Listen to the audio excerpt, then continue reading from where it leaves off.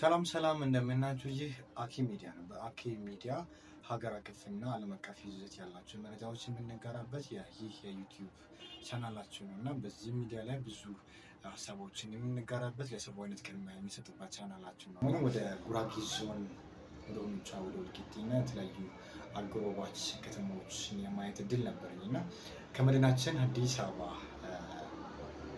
ተነስቼ ወደ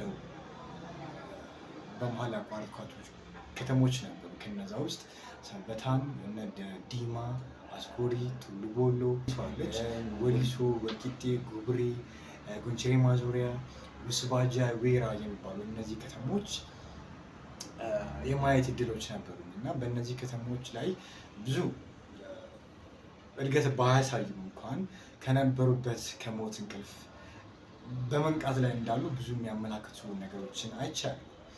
ለምሳሌ ወሊሶና ወልቂጤ አሁን ላይ ከሌሎች የሀገራችን ከተሞች የማደግ ተስፋ እንዳላቸው እና ለውጦች አይቻሉ። በተለይ በሆቴል ኢንዱስትሪ ዘርፍ ላይ የመነሳሳት ነገሮችን ታያበታላቸው። እነዚህ እሰይ ደግ የሚያስብል እና ለቀጣይ ተስፋ የሚሰጡ እንደሆነም አይቻልም። በዛ ልክ ግን አንዳንድ ጊዜ አምና ያያችሁባችሁ ወይም ከአምና ካቻምና ያያችሁትን ችግር ደጋግማችሁ የምትመለከቱባት ከተማ ብትኖር እኔ ወልቂጤ ነች ብዬ ነው የማስበው እና የዛሬ 2 ዓመት ወይ 3 ዓመት ሄጄ ነበርና እንዴት ትዝ ይለኛል እና በመሰረተ ልማት ብዙም ወደኋላ የቀረች ከተማ ነች። አሁን ላይ በአዲሷ ከንቲባዋ ትንሽ ከሞት አፋፍ ላይ የነቃች ትመስላለች እና አጠቃላይ የኮሪደር ልማት የሆቴል ኢንዱስትሪውም ያው ወልቂጤ ላይ የተሻለ ነገር ያየሁበት፣ ጉብሬም በተመሳሳይ በለውጥ ጎዳና ላይ እንዳለችም አይቻለሁ። ጎንቸሬ ማዞሪያ፣ ውስባጃ፣ ዌራ የሚባሉ እነዚህ የገጠር ከተሞች ወይም የወረዳ ከተሞችን በማይበት ሰዓት ምንም ከዓመት ዓመት የማይለውጥበት እንዳ ወደኋላ የሚንሸራተቱ ከተሞች ሆኜ አግኝቻቸዋለሁ ማለት ነው። መሰረተ ልማት ብዙም ምንም ያልተሰራባቸው አካባቢዎች እና ከከተሞች ግን የገጠር ቀበሌዎች እንኳን የሚሻሉበት ደረጃ ያሉበት ምክንያቱም እነዛ በከተማ ደረጃ እንኳን ተሰጥቷቸው ወይም የከተማነት እሳቤ ይዞ ምንም ለውጥ የማይታይባቸው ከተሞች ናቸው። አብሶ ይሄ ውስባጃ፣ ዌራ፣ ማዞሪያ ምናምን የሚባሉ አካባቢዎች ማለት ነው እና በስፋት ያየኋቸው እነዚህ ከተሞች ነበሩ።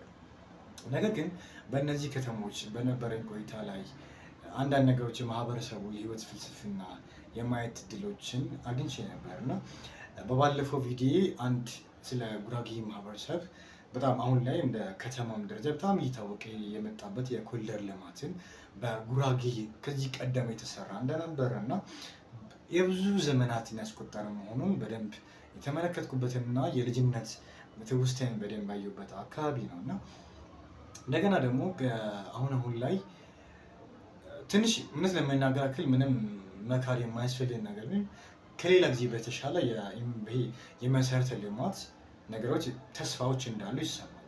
የአስፋልት መንገዱም የመብራት የውሃ እንደዚህ ነገሮች ጅማሩ ላይ እንዳሉት በአካል ሄጄ አይቼዋለሁ ማለት ነው እና ይሄ ይበል የሚያሰኝና ሁሉም ሊደግፋቸው የሚገባ ነገር ነው። አጠቃላይ ግን የሃይማኖት አስተምህሮቱ እንደ ከዚህ ቀደሙ አይደል፣ አሁን ላይ መሻሻሎች አሉበት እና አጠቃላይ ሁሉም በያለበት ደረጃ ላይ ነገሮችን የወጣቱን ግብረ ገብነት የሰብአዊነት ላይ ያተኮረ ብዙ ብቻ ግን ሃይማኖታቸውን የሚፈቅዱ ነገሮች ላይ እያደረጉ ያሉበት እና በዛ ልክ ደግሞ ለጎብኚም ለዛ አካባቢ ላይ አዲስ ሆኖ እንዳይመጣ ስለሆነ በጣም ማራኪ እንደሆኑ አይቻቸዋለሁ ማለት ነው። አጠቃላይ ያለው እዛ አካባቢ በሃይማኖት ደረጃ ማለት ነው እና ይሄን እንደዚህ አይነት ነገሮች በደንብ አይቻለሁ። ግን በህይወት ዘመኔ በፊልም ወይም በድራማ ብቻ የማውቀው የነበረ አንድ ስሜት ላጋራቸው ወይም አንድ ሀሳብ ላጋራቸው እና በፊልም እና ወይም በድራማዎች ብቻ ወይም በሰዎች በንግግር ብቻ ሲያወሩት የሚሰማው የነበረ ነገር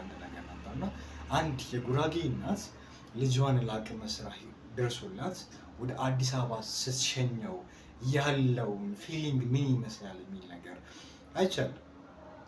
አጋጥሞኝ ያውቅ ነበር። ፊልም ወይም ድራማ ላይ ነበር ይሄን ነገር የማውቀው ነበር እና መነሻን ያደረግኩት ቦርጠና ቀበሌ ላይ ነበር። ከቦርጠና ቀበሌ ተነስቼ ነበር ወደ አዲስ አበባ ወደ ወልቂጤ የተሳፈርኩት እና ከዛ በፊት ይመስለኛል ልጁ ቀድሞ ገብቷል። እናቱ ደግሞ ተርቦኛ በሚባል አካባቢ ላይ ትጠብቀዋለች።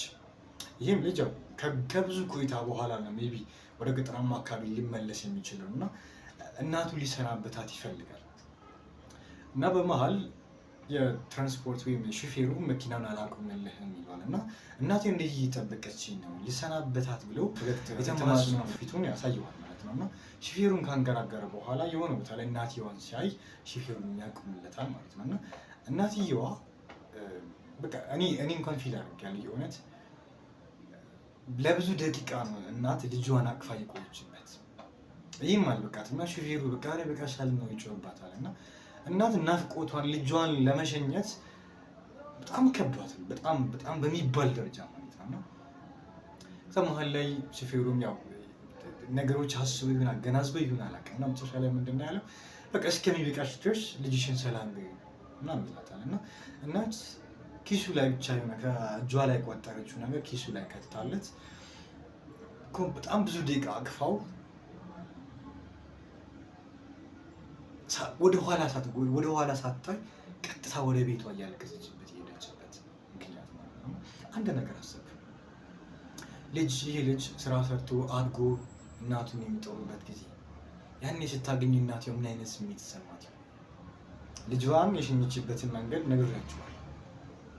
ይህ ልጅ ስርዓት ይዞላት ራሱን ለውጦ እናቱን ለመለወጥ የሚጥርበትን እድል አግኝቶ ነው ሄደው እና እድሜ ልክ ዝም ብዬ እኔ ሁሌ በፊልምና ድራማ ላይ ብቻ ነበር በእውኔ አይቼዋለሁ ይህንን ጉዳይ ነበር።